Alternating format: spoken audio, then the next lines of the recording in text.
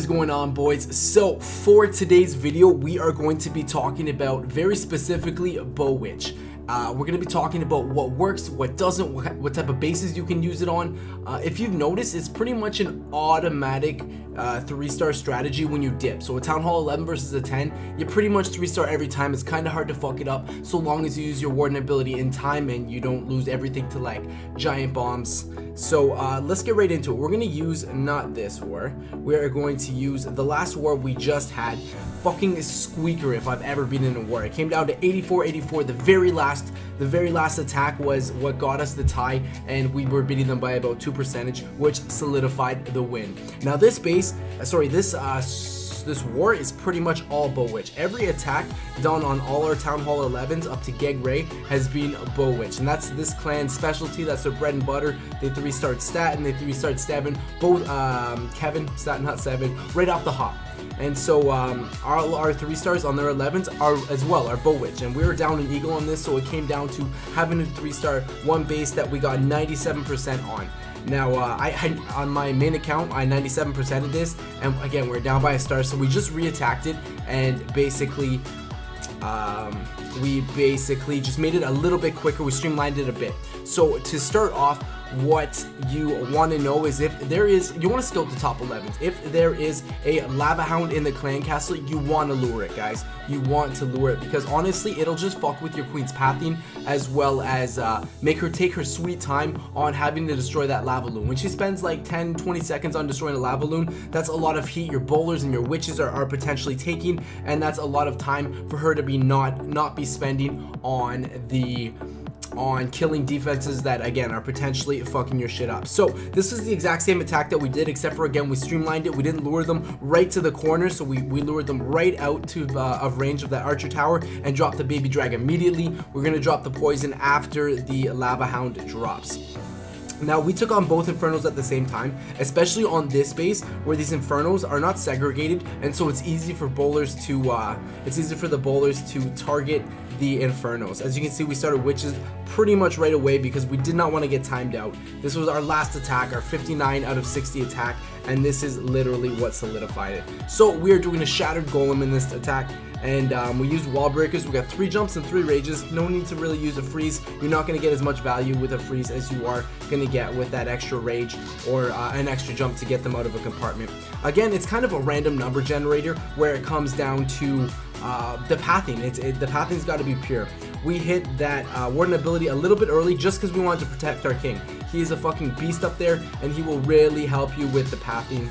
Not the pathing, but the tanking. It will help you tank very well. So we hit that ability, both infernos are down, and we got a fair amount of troops. Again, it all came down to which way the queen walked and whether she was behind a formidable kill squad, whether she was behind some shit that's still tanking. So as you can see, we still got our golem up, we still got that barb king, and it's looking pretty from this point on. The queen is always going to be behind those witches, and those witches and their little Larrys, their little skeletons are fucking great for tanking. That is literally what solidified the 3-star, and it normally does on all BOWITCH attacks, having those little skeletons to distract. So we're gonna go ahead and speed this one up, and it's obviously it's set in stone at this point because we're watching a 3-star replay. Barb King's gonna drop, but again, having that witch up and having the witches around the outside with those little distraction skeletons are beautiful.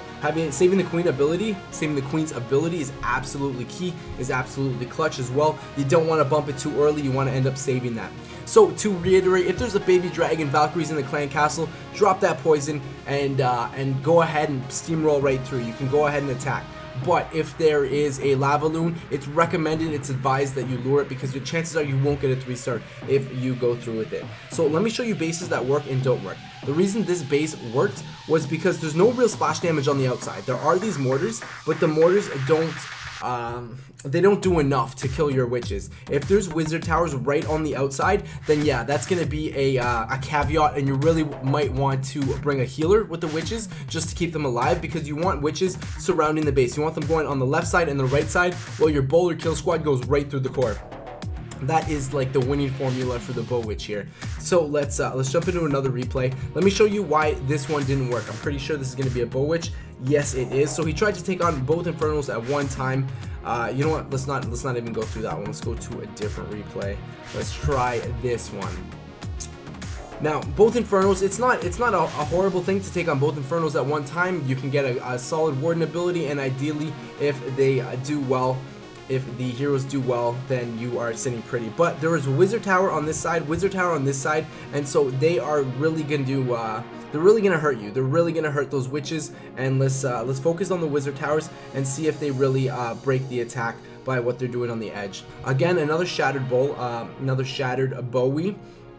So this Wizard Tower looking like it is going to drop to those bowlers, and a bunch of bowlers right on the outside. This Warden's kind of straying. He's doing his own thing. That's annoying. And see, look, the Wizard Tower on this side took out a bunch of those witches. Took out 2, and then the third one. He's going to take out that Wizard Tower. He's going to take out the third one. See, now Wizard Tower is the absolutely dummy witches on the outside. Again, he brought a healer, but he didn't use it in a good place. He used it on his main kill squad. You want to use it on the witches on the outside. Obviously, there's still a kill squad going around this side, on the right side, but doesn't look like he's going to get it because, again, the heroes are dying out. There's nothing more tanking. The bowlers all died out, and so it just didn't end up working.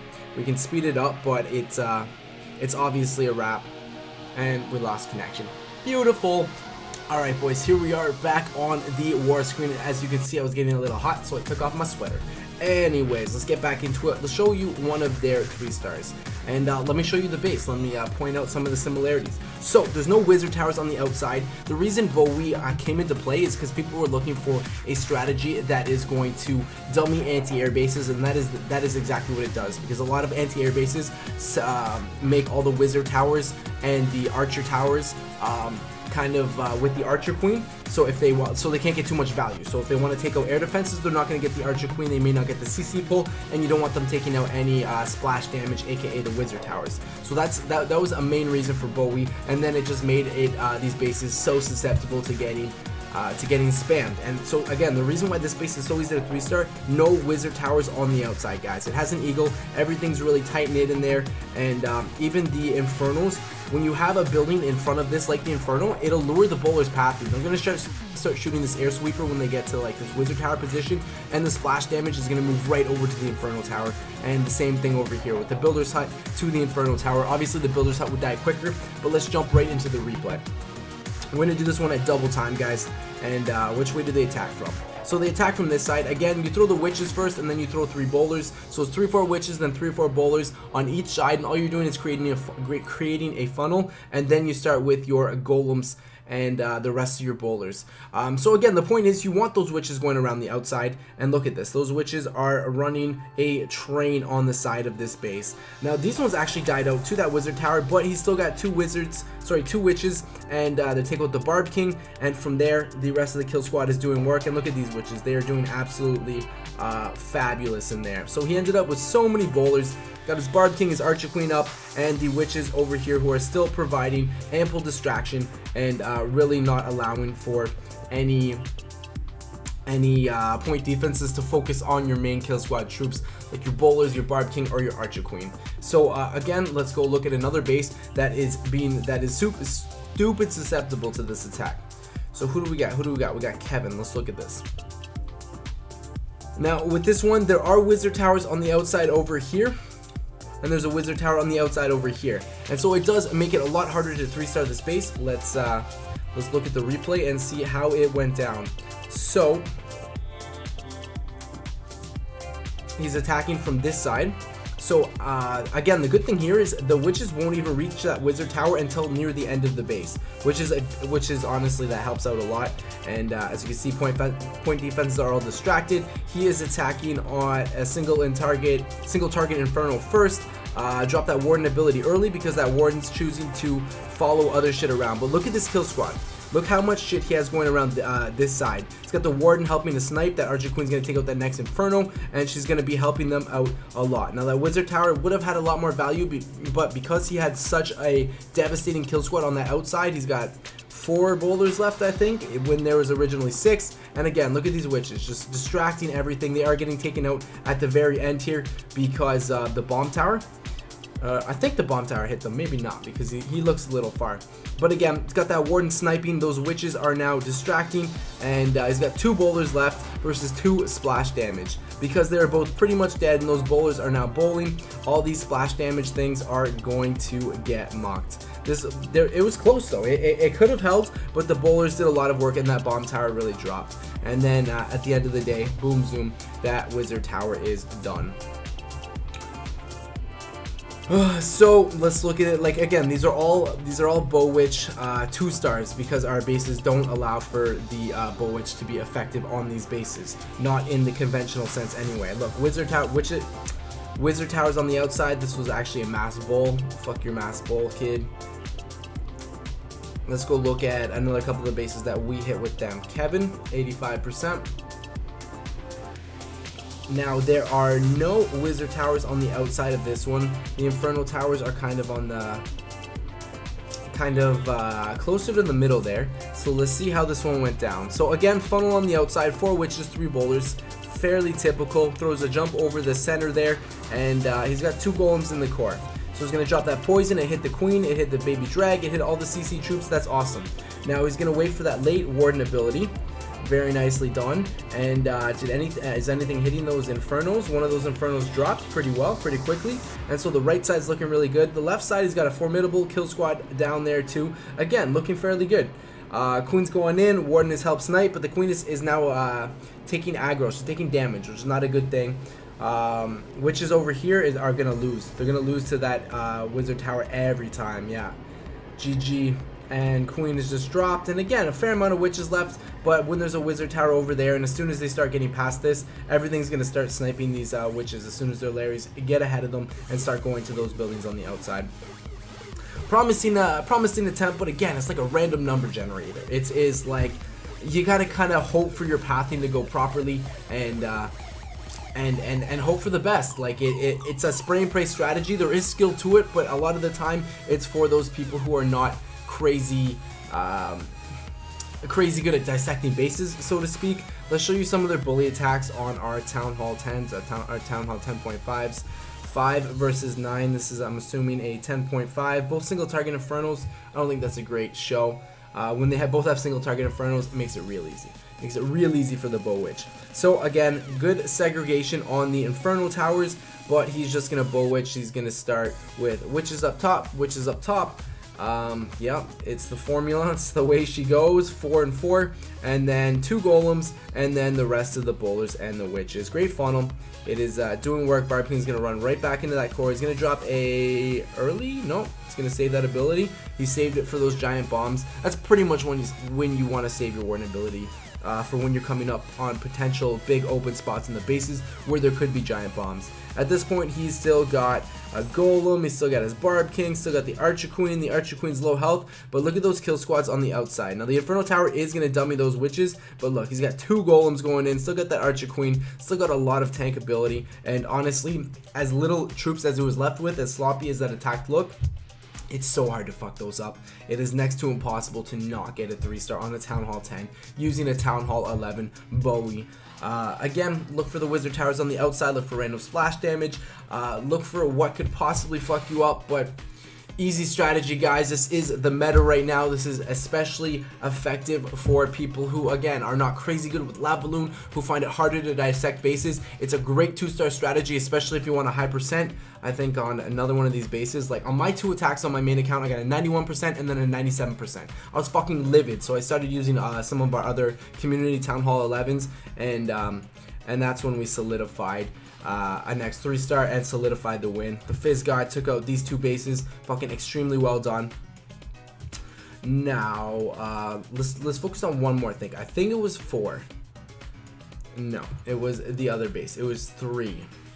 Now he attacked this one on one of his other accounts, and the result was he tried to take it down 1 inferno at a time, but I believe he failed. There's a wizard tower over there, and I believe he failed because it just didn't work out. But the infernos here are both at the front, and it made it more susceptible. It made it harder to it made like it made it so he could take out the Inferno Towers first, and then he could go in at the Eagle, and those are like the biggest parts that are really gonna hurt a Bow Witch attack, aside from again all the splash damage on the outside. So he reevaluated, he changed the side he attacked from the base, and then solidified the 3-star. It was beautiful. Obviously lured the clan castle with a simple hog, and because it's a lava loon, you really want to lure the lava loon. It's gonna fuck with your shit. So poison on the lava loon, very well done. The poison killed a lot of the pups. Baby Drag just finished them off and started his witch almost immediately. So he has a level 4 golem, it looks like.